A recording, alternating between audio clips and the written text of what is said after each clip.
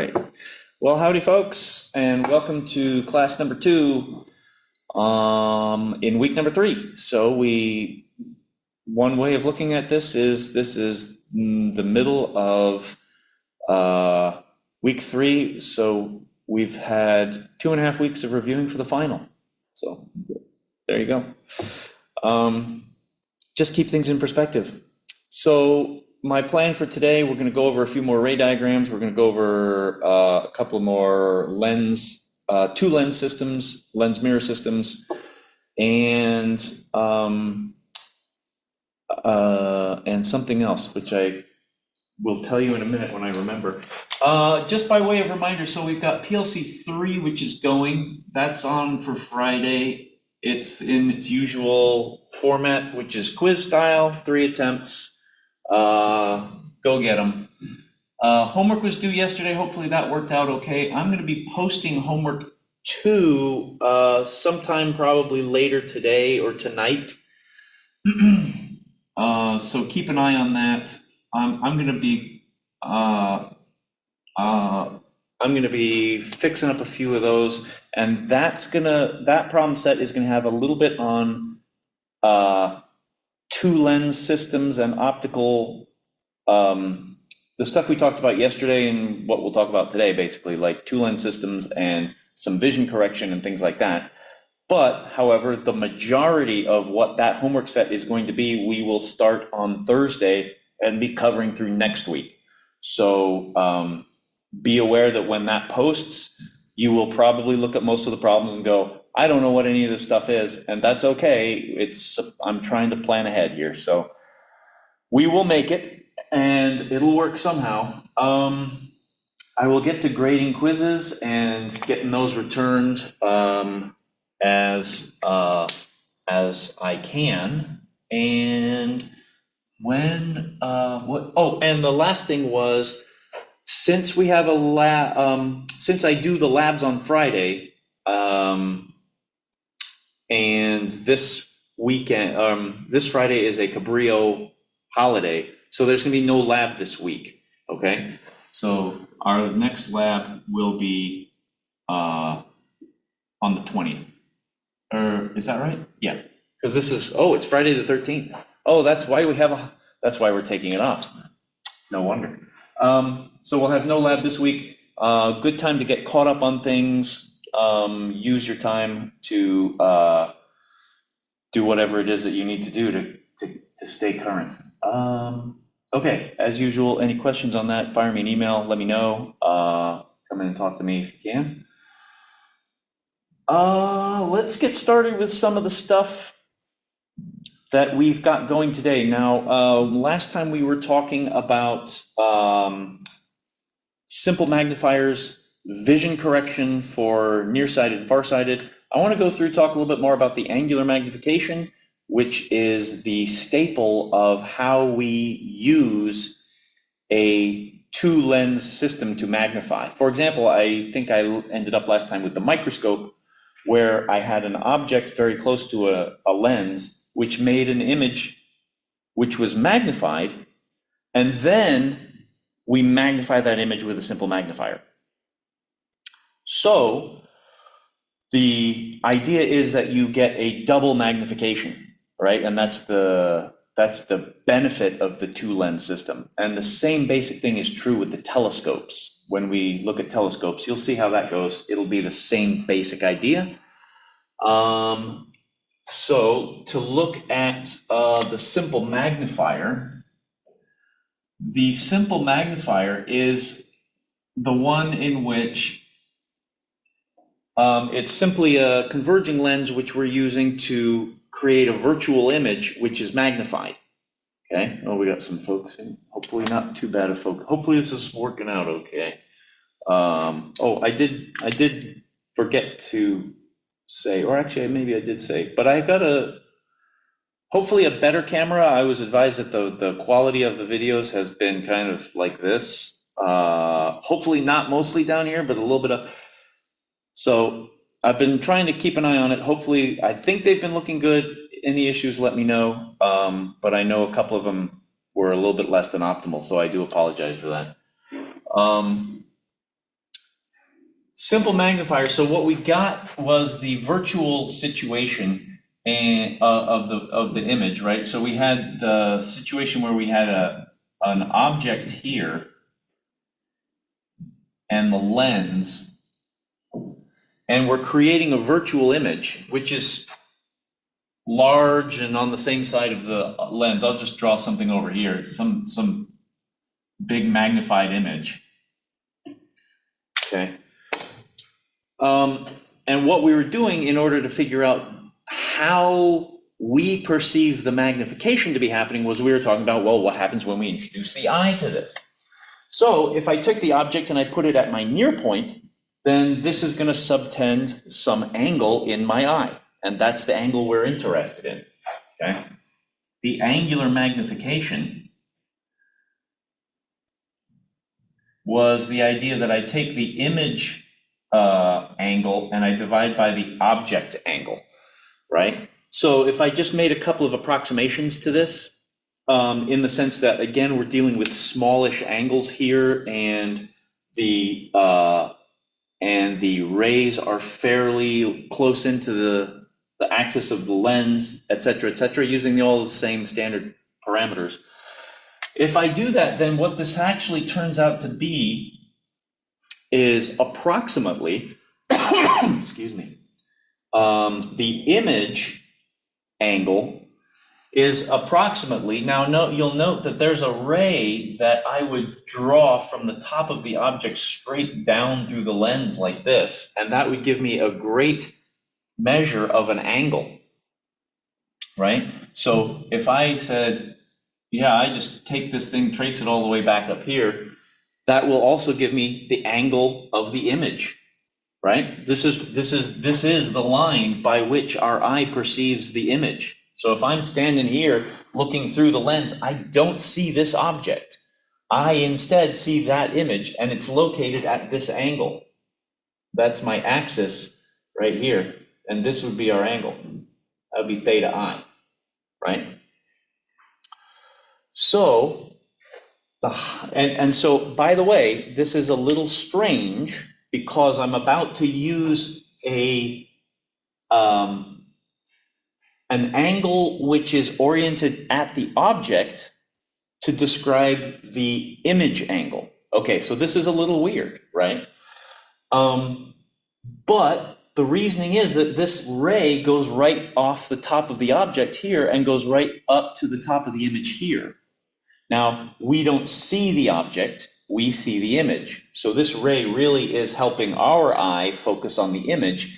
And the image, as I was trying to explain last time, is essentially so far away and so large that the lateral magnification makes no sense, right? In other words, if I think about why a simple magnifier works, it's because when I take the focal point of this lens and I put the object right on top of that, right? That's F right there. If I take the focal point and I put the object right on top of it, then according to our lateral magnification definition, the image is going to be infinitely large. It's going to be located infinitely far away. So the magnification would be infinity. The distance of this image would be infinity. But the good news to that is we can focus on an object that is infinitely large and infinitely far away because it depends on what image is formed in our retina. How much angle does that image take up on our retina? And that's what we perceive. And that image is not infinitely big. That's why this angular magnification is so useful, because it's talking about how much does this thing take up in our angular field of vision, okay? So I'm using this line to talk about the size of the image, even though it's rooted, right? It's ticking the top of the object here, all right? So let's do this. Let's take the idea that we are able to focus on the image that is infinitely large and infinitely far away via this angle, all right? And this angle we would find by approximately saying that it's the height of the object divided by the focal length of the lens. And this is saying, by the way, that this is a small angle, okay? In other words, my approximation here, if you're familiar with the small angle approximation, and even if you're not, it's a good time to become familiar with it, because we will be using it a couple of times in this class. The small angle approximation is that theta in radians is much less than 1. For those of you who are not so familiar with radians, a radian is approximately 60 degrees. So when you are small, when you are much smaller than that, then what we find is that the tangent of the angle in radians is approximately equal to the angle itself. And same with the sine. All right, so, and you can kind of find this, if I think about the sine of the angle, the sine of, say, 30 degrees, the sine of 30 degrees, which would be about a half a radian, that sine of 30 degrees is about a half, right? The cosine's a little bit more, so the tangent doesn't quite work out to be exactly 1, doesn't quite work out to be a half in that case, but it works out to be pretty close. Okay, and the smaller and smaller you make the angle, the better and better approximation this is going to be. So my triangle here is this one, height of the object there, and then the leg here is the focal length, right? So it's opposite divided by adjacent, and that's h naught divided by, h of the object divided by the focal length. Okay? If I now remove the lens, and I want to try focusing on this object, how am I going to do that? I'm going to have to put it at my near point. Okay, I'm going to have to put it at my near point because that's it's an easy reference. It's like when I was drawing the eye at the focal point, right? It's about here. Okay, so if I try to put the object at my near point, how big does it look? I'm going to take that as my object angle, and I'm going to take this as my image angle here. Right, so object at near point is going to be the object angle.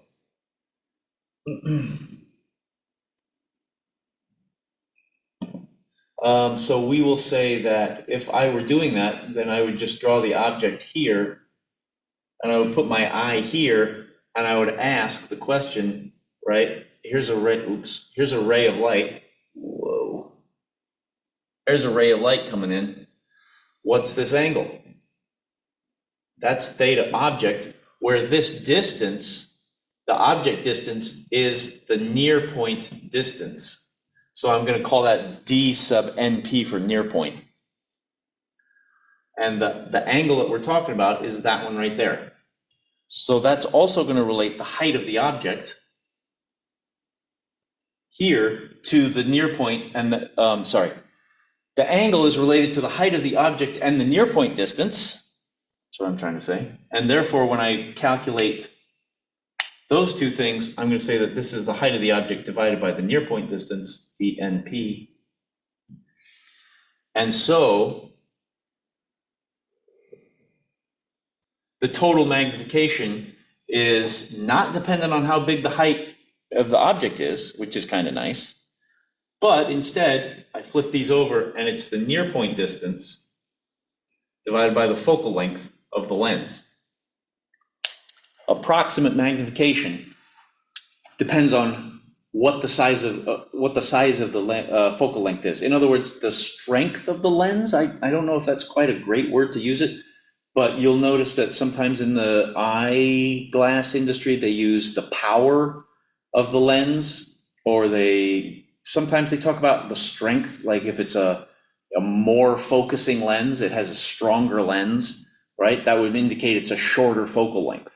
So when they're talking about, in the eyeglasses industry, when they're talking about the strength of a lens, typically they're talking about 1 divided by the focal length. In other words, shorter and shorter focal lengths tend to bend, right, of these types of lenses, converging lenses. They bend the rays more, which gives you more converging power or converging strength. I'm using air quotes. All right, anyways, so this is what we're going to use for the angular magnification of a simple magnifier, is that right there.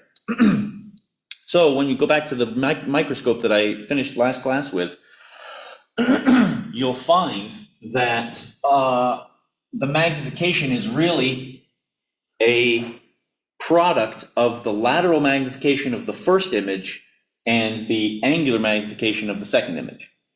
All right, so just to go back to this, the microscope has a small object here. I'm going to make it large so that we can see it. Does that look okay? All right.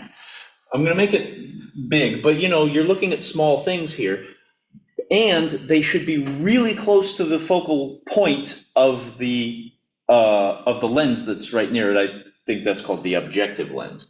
So, for example, the focal point of this lens might be here, okay? And I'll put everything on this axis here, and that's 1, 2, and that's 1, 2. So we'll go here to here, and that'll be F, and that'll be F. All right. The focal point of the lens is very close to the object, which makes the magnification of the object large. The magnification of the image large because of its proximity here, right? If I just sketch the rays out, it'll look like it did last time, which is here to here, here to here, and image is here.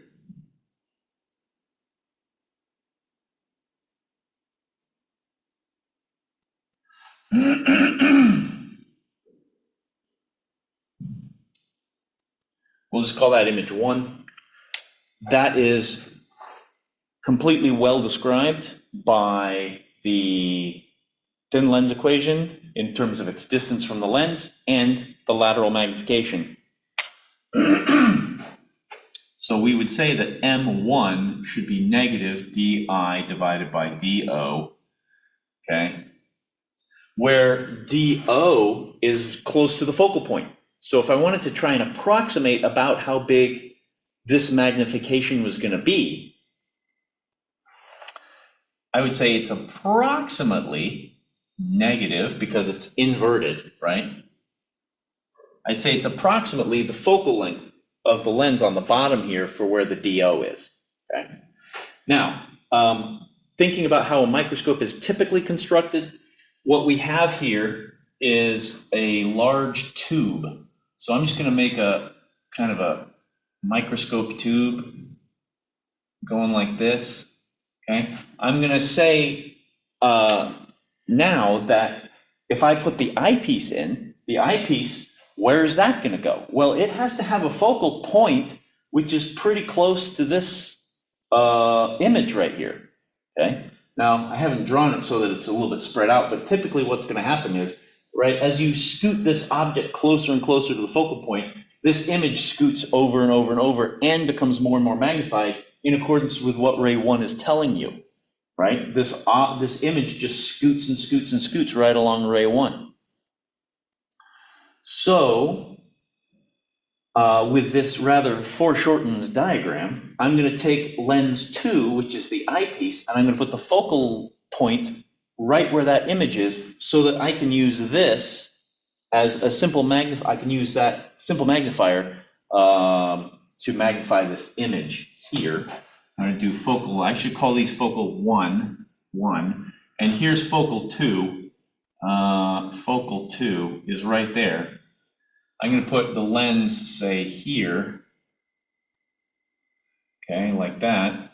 I'm going to end my tube, okay, and focal length 2 would be out here somewhere like so. And now the rays coming from this image into the eyepiece lens, we already have pretty well figured out in terms of this one coming in straight and going off through the focal point like that. And then this one here, I'm going to do ray 2. We're going to do ray 2, which is going to go through there. Like that. And my eyeball up here is catching these 2 rays, and in my eye, they're getting converged onto the back of my retina. which means that I'm using lens 2 here as a simple magnifier, and therefore M2 M2 is going to be equal to my eye's near point distance divided by the focal length of lens 2. I got to make sure now that I'm copacetic with lens 1 and lens 2. So this is going to be near point distance divided by focal length 2. And if I look back at magnification 1, I better label this as focal length 1. So I'm going to do that there. And I haven't drawn it quite to scale appropriately, but in microscopes, they typically have a tube, and the tube length is a standard height or standard distance. So what they're trying to do is get this image from lens 1 to be pretty close to the eyepiece, and the eyepiece has a relatively small-ish focal length. So they're trying to get the image near to that focal point, or if not inside it. So that typically means that the image distance in this magnification is approximately equal to that tube length. And that's a standard, I think it's 30 or 40 centimeters. It's a standard tube length. Unfortunately, my diagram is not representing that extremely well. And this is going to be a terrible looking approximation, but in reality, it's much better than what I'm drawing here. So this would be the tube length. And we might say that's equal to L. And therefore, the image distance from lens 1 is approximately equal to L. You can see that my diagram is not really showing that very well, but nonetheless, take my word for it. So the total magnification of a microscope would be then these two things multiplying each other. Okay. And you would realize that this negative sign gets pulled in because the image that you end up with is ultimately inverted relative to the object that you started with. Okay, so that's a little bit on the microscope and how that works and how we might calculate stuff like that. The telescope is essentially the same thing. The telescope is basically the same idea, except in this case, the object is extremely far away. Therefore, the rays that are coming through the very first lens, typically called the objective, are focusing at the focal point of that first lens. We then are going to take the second lens, the eyepiece, and we're going to have that focal point pretty close, if not right on, hopefully, that image, so that we can use that as a simple magnifier for the image that's getting focused at the focal point from lens 1. In diagrams, it would look something like this. We're going to go here, here, here. All right, we're going to go here, here, here. Oops. I erased my.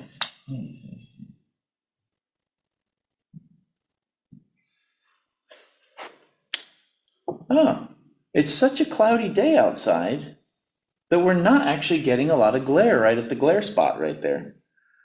Huh. Cool, that's showing up. Anyways, that's just there to remind me not to draw right there so that you don't get the glare. But yeah, not a whole bunch of sun today. All right, awesome. Telescope. Telescope is going to be essentially the same idea, but the object's, like I said, very far away. So I'm not even going to bother drawing it. Lens 1 is going to be here.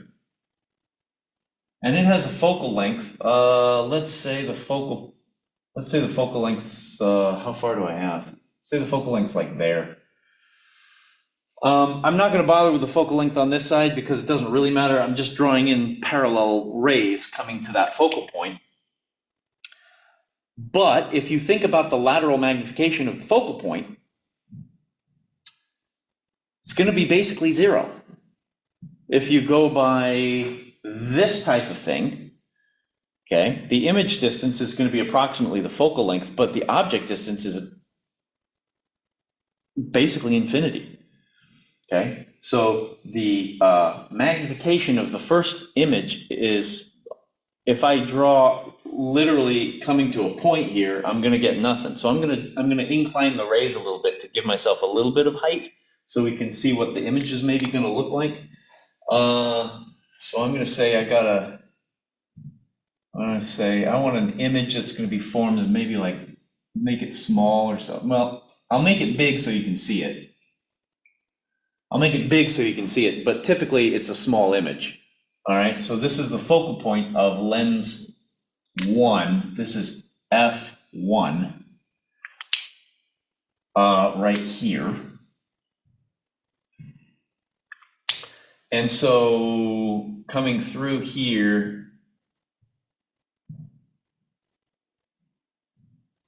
is a ray which does that. There's a ray which does this. There's a ray which does this. And they kind of go like this and then like this. All right. So the rays are parallel incoming from here, and I'm just giving them an angle so we can have the possibility of an image size here. And they're converging to make this image here, and now I'm going to use a simple magnifier on the other side in order to magnify this image and see if we can get something out of it. And that means then that not only is this f1, but it's also f2 right on top of each other. Okay, so what that means is that I'm going to make another, I'm going to put another lens here, say, I'm going to put it a little bit closer. I'm going to put it like here.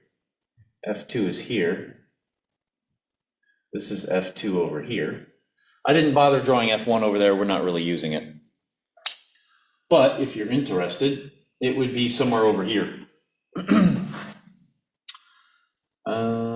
Let's see. So from here, I'm going to get essentially the same situation as I have here. Okay, the light ray here comes that way, goes that way. This light ray goes that way, and these things, and these things are going that way, and my eye is here and is looking at an image of these things, which is very far away and very large, right? If you just kind of, if I fake and say, yeah, look, these will converge at some distance, like here, right? The image is going to be really big. You might be able to kind of see that. All right. So what do we have here? So we have the ability to try and use a simple magnifier on a very small image in order to try and make a larger image of a very far away object. Okay, so the magnification follows kind of along the same lines as that one.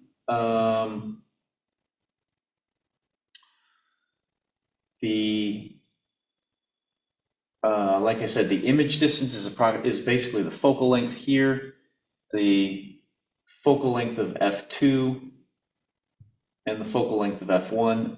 The object distance, let's see, that's going to be obviously kind of big. So what is often a little bit more useful in this case is to think about actually using an angle to describe this magnification as well, right? Because this lateral magnification, if I use it for the telescope, isn't really going to be very helpful. So it would be probably good to use an angular magnification here for that one. So yeah, that's getting into a little bit too much on this, and I'm not quite so worried about having any calculations done with this, so I don't think I'm going to worry too much about going through it. But essentially, this is the workings of it, and I want to at least show you the ray diagrams so you get the idea of how do these things magnify and what the lens arrangement's going to look like. Okay, what I want to get to today is talking about, I want to go back into talking about two lens systems and lens mirror systems. So we did a two lens system last time. And let's see, we had a diverging and a converging lens, and we calculated some stuff. So what I would really like to do today is look at another interesting situation that crops up with two component systems. Okay.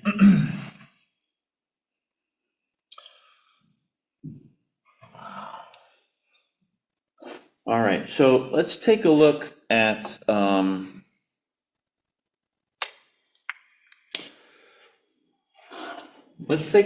interesting situation here. I want to go back to let's do a lens mirror system.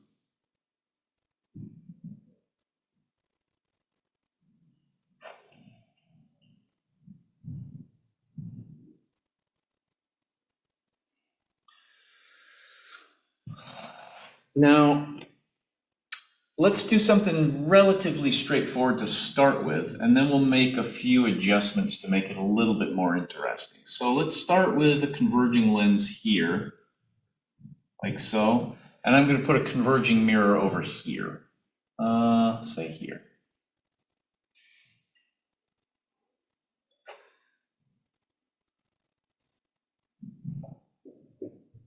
Back. Now, we're going to have an object out here, and let's suppose that object is over here. Nice and big over on the side there so you can see it.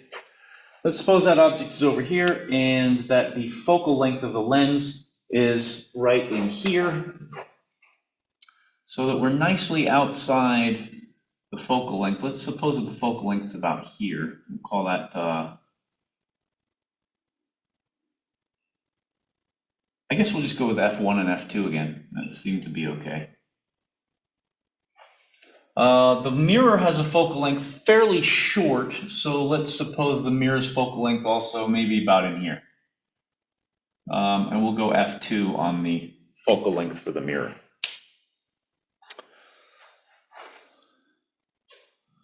Okay, a quick ray diagram here to try and get a handle on what it is that we are expecting. Let's look at the images and we'll look at the four questions. This.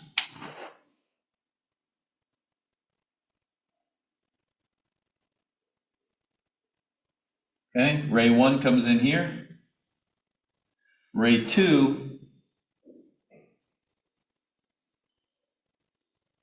comes over here.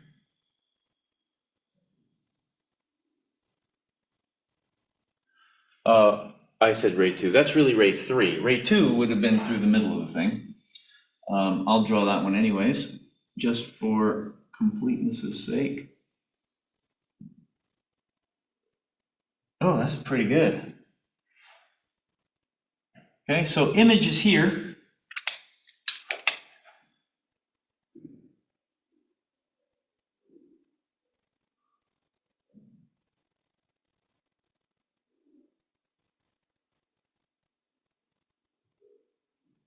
There's image 1. You know what, I'm going to write that a little bit differently. Let's do it down here.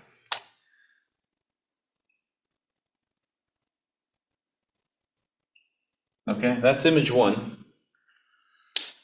That image now becomes the object for the mirror. We're going to take a look at the mirror.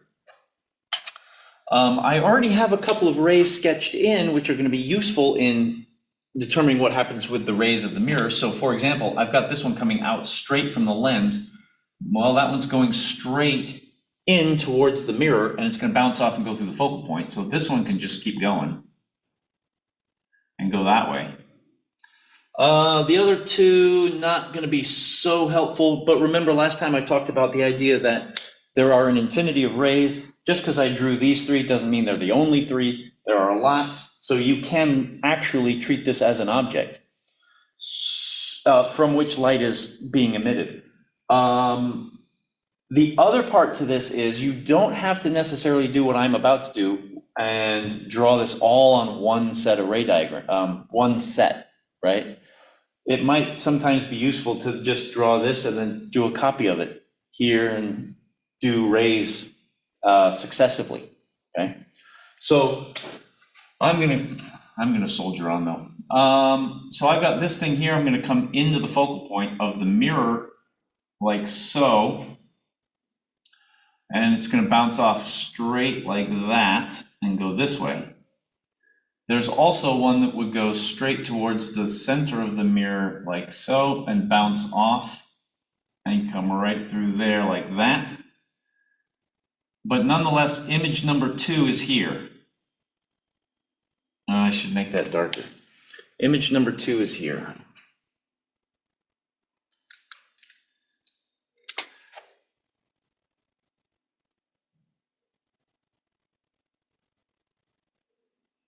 All right, okay, it's right there. Yep, that's image 2.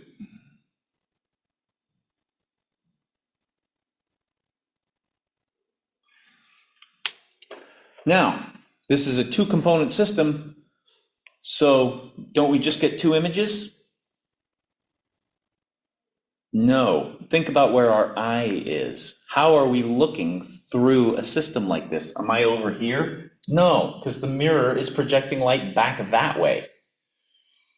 So if I'm looking through the system, I have to be over here looking through the lens this way, which means that light has to then go back through the lens in order to hit me in the eye.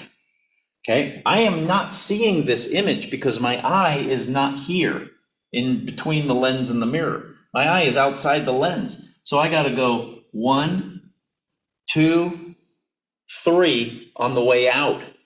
Okay, now I got to use this image as the object for the lens going backwards this way and coming out, because the lens focused the light going through, the mirror bounced it back, and now it's going to come back. Okay, so I'm going to see a third. I'm going to have to deal with a third image. I'm not going to see a third image, but I'm going to deal with a third image. All right, so once again, if I just keep going, I'm going to have an incoming ray here, which is parallel. So this ray is going to keep going into the lens here. It's going to go there, and it's going to go down through the focal point. Like that. Okay, now I know that my last final image should be real because all of these images were outside the focal points of these respective lenses or mirrors. So the last image here made by the mirror is well outside the focal point for the lens, so I'm expecting an inverted real image on the other side of the lens. Okay, now I'm going to take ray number 2. No, I'm not going to take ray number 2. That's not going to be the one I want. I'm going to take ray 3 and come this way to here, it looks like.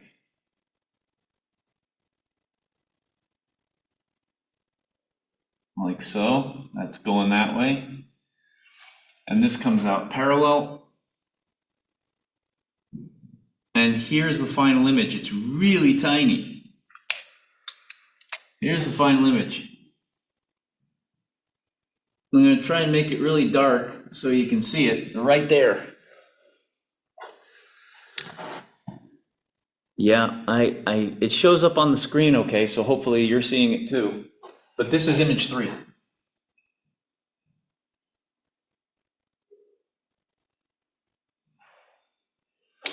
So if I were to look at this on a screen, I could use a screen at any point here to catch one of these images, okay? As long as I'm not blocking the mirror. I could use a screen here to catch this. This is a real inverted image. That is a real inverted image. That is a real inverted image. So I should be able to catch them all on a screen. Let's go ahead and kind of chase this through. Now, I did get this question from someone, and I want to address it, which is there a slick way of looking at all of this such that we don't have to use multiple steps? Yes, there is, but it's so complicated that it's basically not worth it. It's just much easier to use the simple ways we've done things one at a time, chase the light through the lens, chase the light off the mirror, chase the light back through the lens, and find the final image. It's just quicker and easier to do that. So that's what we're going to stick with. And we're not going to come up with any complicated, crazy formulas to deal with this stuff. Though I mean, you could, but it's not really worth the time. So let's take a look here. What I'm going to do is sketch out, I guess I can erase my little face here. I think you can see that. What I'm going to do is I'm going to sketch out how to deal with this, right? So it really is just one at a time. If I'm going to take 1 over the focal length of focal 1, then that's object plus image, right? And this will be image 1. Okay. I said in doing the 2-lens system yesterday, it's important to know the distance of the separation between the 2 lenses. It would be the same idea here. I need to know the distance between these 2 components so that when I get to distance of image number 2, or sorry, distance of object number 2 for the mirror, I know how big that's going to be. Okay, so for this one, I can come in and say, all right, here's object distance 1, DO, here from that lens. And it makes this image here, and that's got some image distance to it. Now, I need to know what the total separation is here so that I can find out what this distance is, right? So what did I say? I said I didn't say anything about. So suppose that these are some big, large distance, right? So now when I go to F2, I'm going to do 1 over DO, but that DO is really that total distance minus this distance here. So let's just suppose I'm going to call this distance from here to here, capital D. Right? So now my object is located at capital D minus DI1. Right? That's the object distance for the mirror. Okay, this minus that gives me this. And then I'm going to get DI2, which is presumably what I'd be solving for. Okay, same thing's going to happen going back through the mirror. I'm sorry, off the mirror, back through the lens. I'm going to go back to F1. My object distance now, we know this distance is capital D. Here's image number 2. So it's the same idea, capital D minus DI2. And that's going to give me DI3.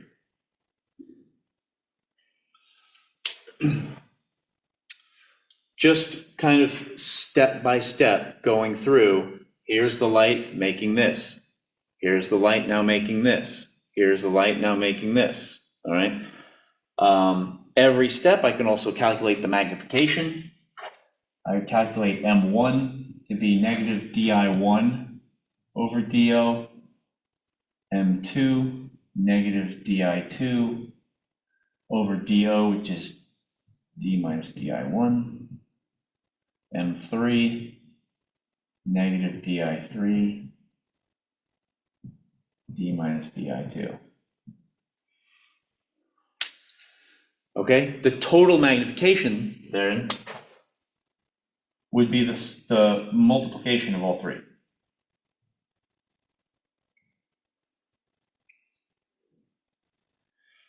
Which is why this thing gets successively littler and littler and littler, because the magnification is just piling on every time it's outside the focal point and it's reducing the image, it just gets successively smaller. Okay, so it would be fine to chuck in some numbers and do things, but ultimately I don't think, I mean, it's just algebra solving here, so I'm going to leave that to you, but this is ultimately how you would outline the problem, right, of find the final image. I got to find the final image by finding all of the intermediate images, etc., etc. Okay. All righty. I want to now throw a twist into this.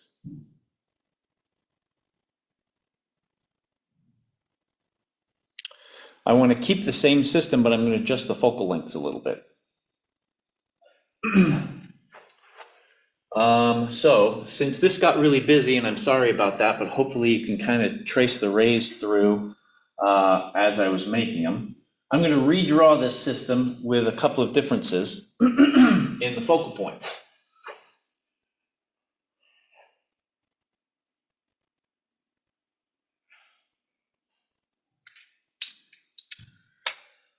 Alrighty, now we're going to do a converging lens here,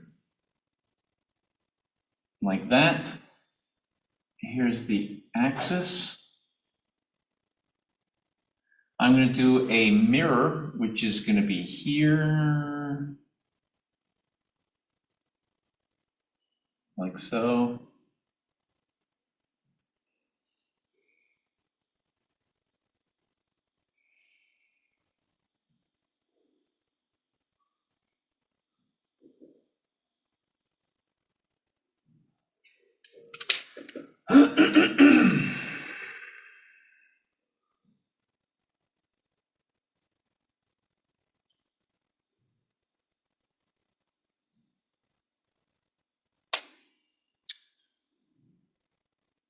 I'm going to go ahead and put the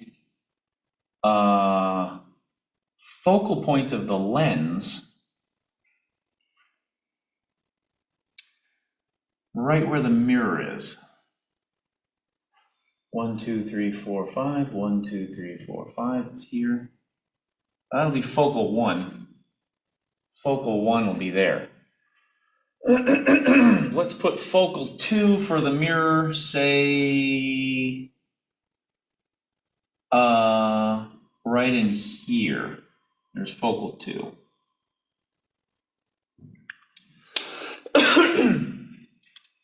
Now my object, as always, right out here.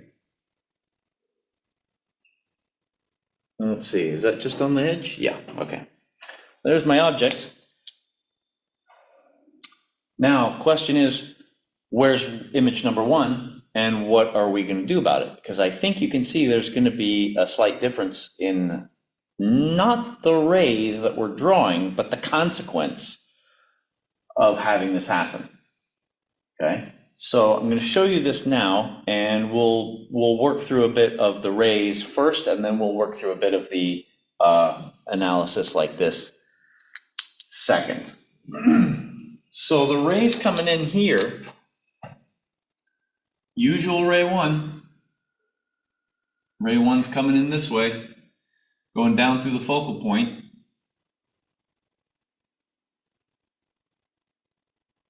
Like that. Notice that I drew it well past the mirror. And the reason for that, where's my, oh, geez, that's so curved. I'm not happy with that at all. Let's try that again.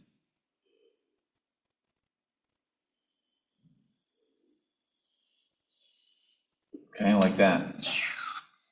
Let's get rid of this. Okay, it's right there. Okay, the reason for that is because I know that the first image is going to be formed by lens 1 out there somewhere. And even though this is a mirror, yes, I recognize that this is a mirror and light bounces, I'm still going to proceed with finding where image 1 is, because I want to do this just like I've described in a step-by-step process. So the first thing I'm going to do is ignore the mirror, and I'm going to deal with lens 1 and the image that it forms. So that's what I'm going to do. We got ray 2, which is going to come in like this.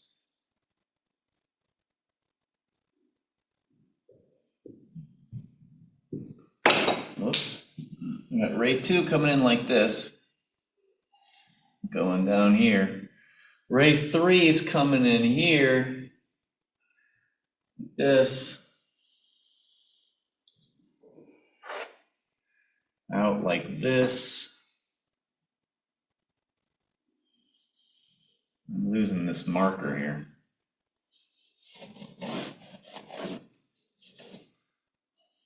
Trying to darken it in. Do you see that? Not really well. This one's any better? Oh, this one's much better. Okay, ray 3 is coming out like that. Okay, ray 1 is coming here. Ray 2 is going there. Okay, image number 1 is formed over here.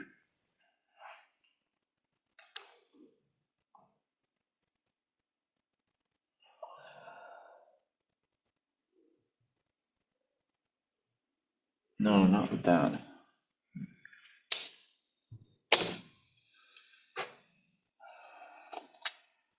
Image number 1 is formed right here.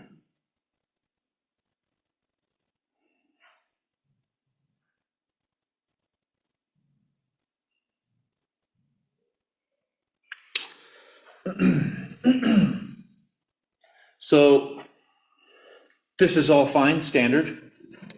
Okay. Object outside the focal length of the lens produces a real inverted image on the other side of the lens. But now notice that we've got a slight issue. The mirror is back over here. What do we do? Well, we have confidence in the ideas that we have learned so far, that even with ray diagrams and the thin lens equation and the magnifications, things will still work out if we treat them appropriately and we do what the prescription is, okay? So now this becomes the object for the mirror, okay? So here's the mirror back here, and you know that there's no light actually out here, so this is technically called a virtual object. This is a virtual object for the mirror.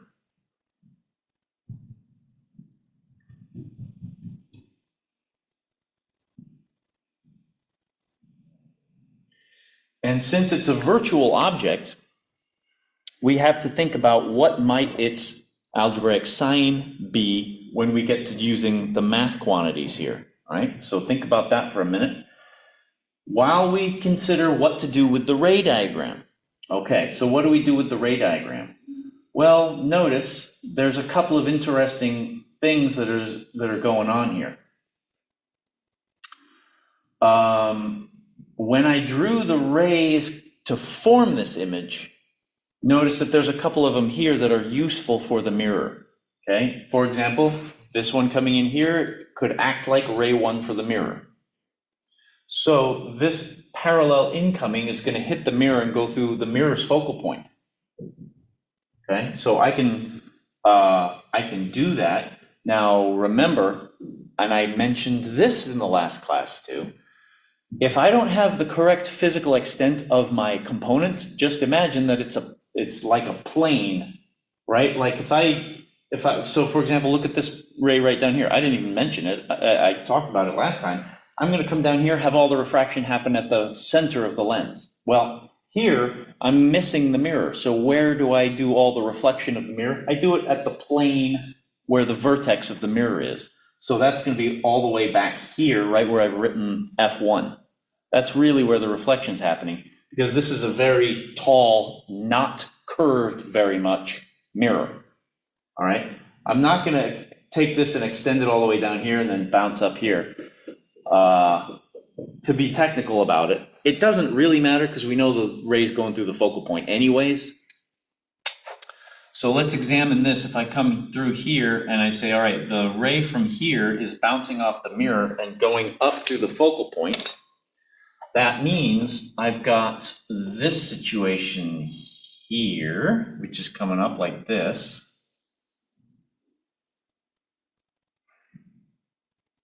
Okay. Now, well, you know what? No, I'll keep going. I won't say that right now. Now, take a look at this ray here. This is essentially acting as ray 2 going through the mirror. It would hit the vertex of the mirror, but then it would be bounced off. Okay? As soon as I put the mirror here, it's not going past. The mirror is now bouncing these things off, and that means I have to have a ray which does the same angle on the other side. So that's about here. Going like that. And so just from these two rays, we found our image. Okay? We found an image. It's where those two outgoing rays cross, which is what they always are, right? I'm getting a real image because this is crossing of rays here, okay? This is a real image from the first object. This is a real image from the virtual second object. Okay, kind of cool, right? Let's see. If I consider ray 3,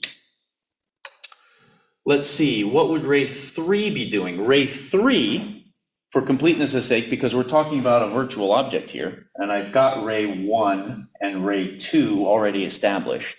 What if we looked at ray 3? Well, ray 3 would be the one that came through the lens, came through the mirror's focal point, and was aimed down here at where the object is, ultimately, which means that if I do this in red, because it's one of these, what that means is that it would be this ray incoming here.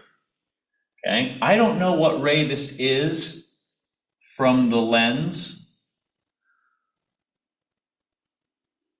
but it would be that one. Going that way. Okay, it went through the lens somewhere and refracted down like this. I don't know. I mean, I could draw it in, but I'm kind of like, why bother?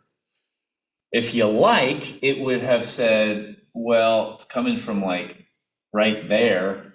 That means it's coming from like right there. This is not a ray that we know about in the lens, but if you like to sketch that in because it's nicer for you to think about the continuity of the path of the light, that's fine.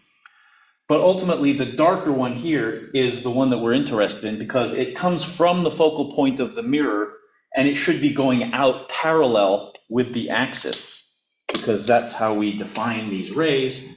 And that means that we want this ray here leaving parallel with the mirror, so it's like this coming out there. That would be ray 3 coming straight off the mirror. All right. Okay. Okay, so the image is right here.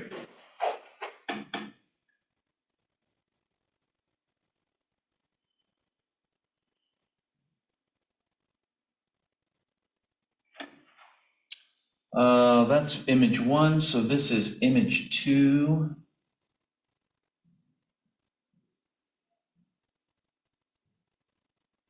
Okay, now if we think about the image characteristics,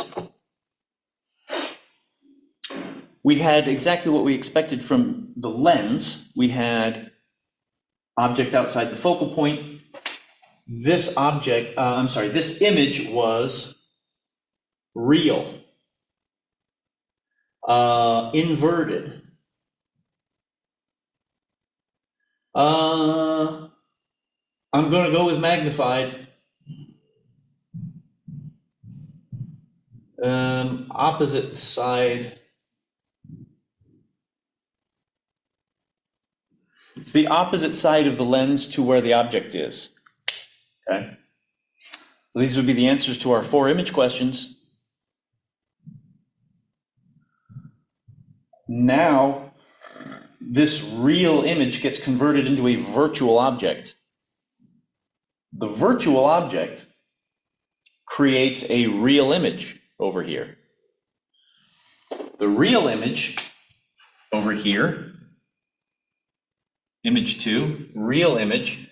Now, technically, this is upright compared to its object.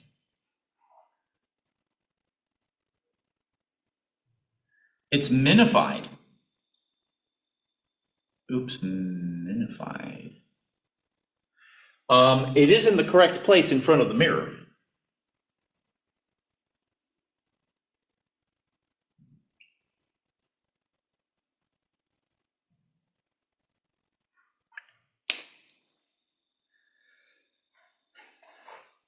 All right, so now cats and dogs are living together because now I have a converging mirror giving me a real image which is upright and minified. I thought real images were always supposed to be inverted and possibly magnified or minified, I suppose. But that looks like these are like the characteristics of a diverging mirror, but with a real image. Right? Oh boy. Really important to just pay attention to what the rays are doing and let the situation tell you what's going on. The best thing I can tell you for things like this, be flexible and be ready to assess. Okay, that's what this is telling me. Okay, that's what it is. Right? I haven't done anything here that would make you go, wait, that's not, well, no, these are real images. This is a real image. These rays are actually crossing. That is upright compared to its object. It is minified. I mean, these are all, as much as I don't really want to see this, I have no bearing on what's going on. I have no input here. This is what's going on. So trust what's going on. The last thing we can do is then chase them back through the lens. I'm kind of running a little bit short on time today because of the late start, so let me just sketch that out really quickly because what I want to get to is how to mathematically look at this. What do we do with these quantities? So let me just quickly sketch out what happens with these rays on the other side of the lens, but nonetheless, you would expect that you have a focal point from the lens over there with the object in there. So we should be expecting a virtual image from this situation, right? So ray 1 is already coming out here. I'm just going to continue it. Ray 1's coming there. It's going to go through the focal point here. Going like that. There's ray 1 for this situation. I don't seem to have anything else that's obviously quickly useful, so I'm going to go with ray 2, which is going to be going this way here. Ray 2 is going to be coming up that way.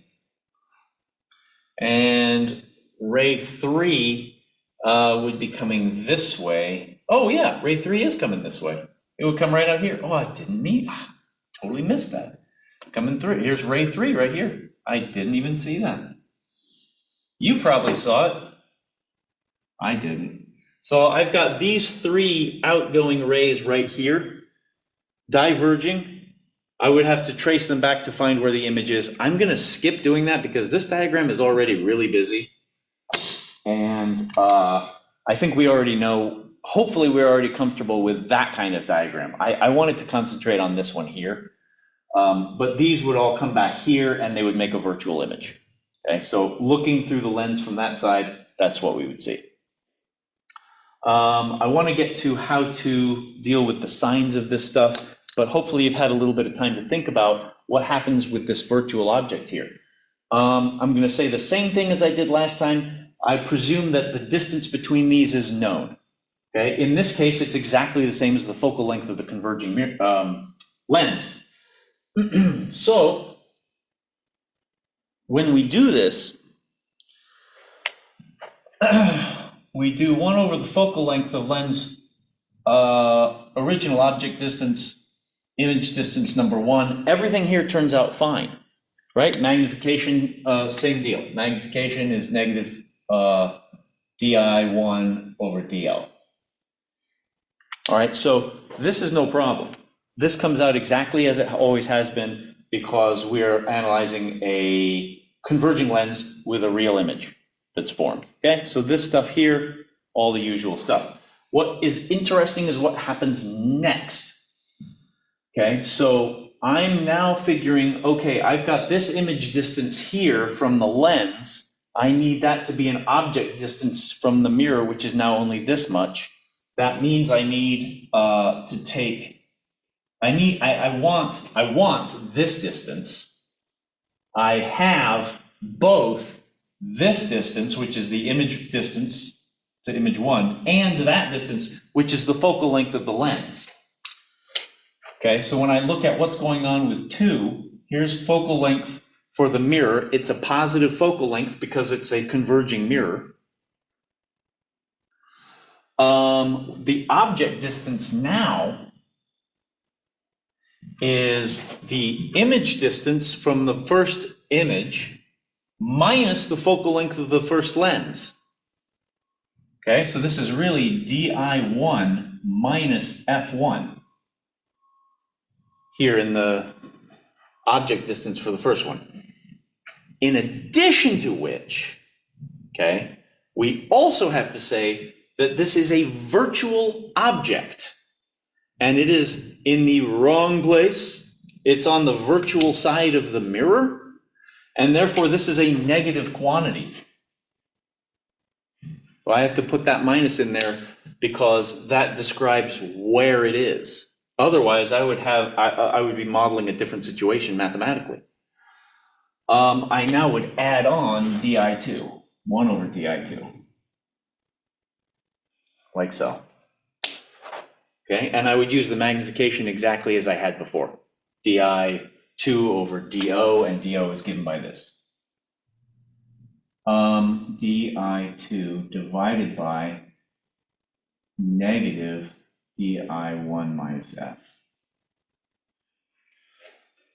All right. Okay, so yes, I still carry the minus sign into here because this is a negative object distance. So I still have to carry it in here.